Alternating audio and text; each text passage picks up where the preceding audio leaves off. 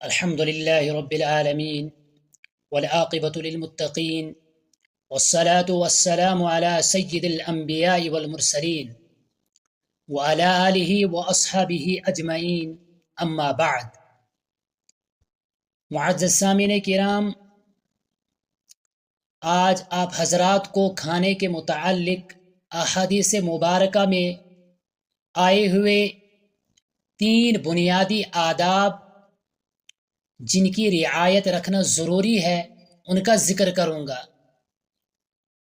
چونکہ اسلام کامل اور مکمل دین ہے، نبی اکرم صلی اللہ علیہ وسلم نے ہم کو زندگی کے تمام شعبوں کو کس طریقے سے گزارنا ہے ان کی تعلیم دی ہے. چھوٹا سا چھوٹا کام ہو، بڑا سا بڑا کام ہو، کس طریقے سے اس کام کو انجام دینا ہے، کیسے کرنا ہے، کن طریقوں کو اختیار کر کے آپ کامیاب ہو جاؤ گے، آپ اس کام کی اچھائی کو حاصل کر سکو گے، اور کن طریقوں کو اختیار کر کے آپ اس کام میں ناکام ہو جاؤ گے.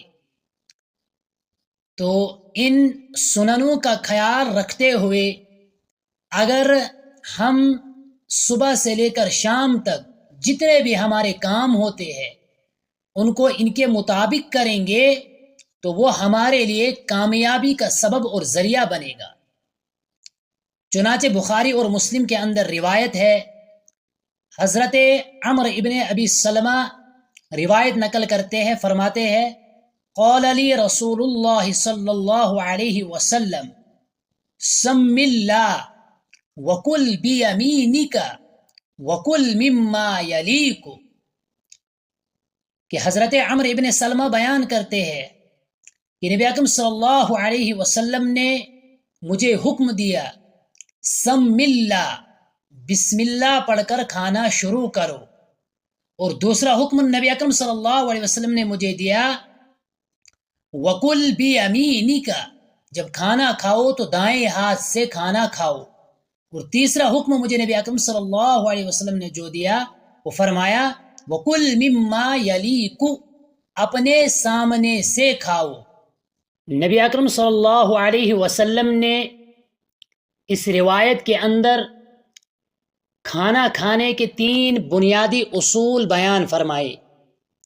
سب سے پہلے جو اصول بیان فرمایا کہ سم اللہ، بسم اللہ پڑھو. چنانچہ روایات میں آتا ہے کہ جب انسان کھانا کھانا شروع کرتا ہے تو شیطان بھی اس کے ساتھ کھانے لگتا ہے. جو ہی وہ بسم اللہ پڑھتا ہے تو شیطان اس سے دور بھاگ جاتا ہے. اسی طریقے سے بعض علماء نے کھانے کے شروع میں بسم اللہ پڑھنے کو واجب کہا ہے، کہ انسان کے لیے واجب اور ضروری ہے کہ جب وہ کھانا شروع کرے تو بسم اللہ کہہ کر کھانا شروع کرے.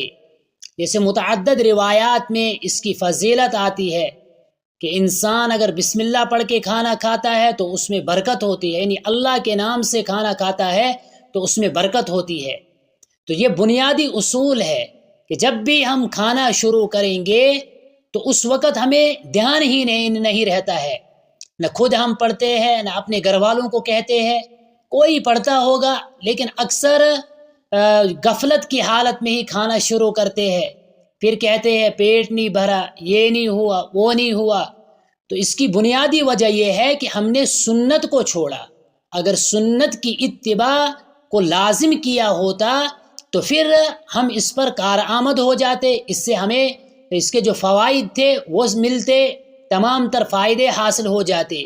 تو اس لیے آج سے ہم مصمم ارادہ کریں کہ جب بھی کھانے کی ابتدا کریں گے تو کھانے کے شروع میں خود بھی بسم اللہ پڑھے، اپنے بچوں کو بھی بسم اللہ کی ترغیب دیں، اور اپنے اہل خانہ کو بھی بسم اللہ کی ترغیب دیں. کھانا شروع کرتے وقت ضرور سب گھر والوں سے پوچھے کیا تم نے بسم اللہ پڑھا یا نہیں. اگر پڑھا ہے تو اچھی بات، نہیں پڑھا ہے تو ان کو اس کی ترغیب دو. دوسری چیز نبی اکرم صلی اللہ علیہ وسلم نے جو بیان فرمائی کہ دائیں ہاتھ سے کھاؤ، چونکہ بائیں ہاتھ سے شیطان کھاتا ہے.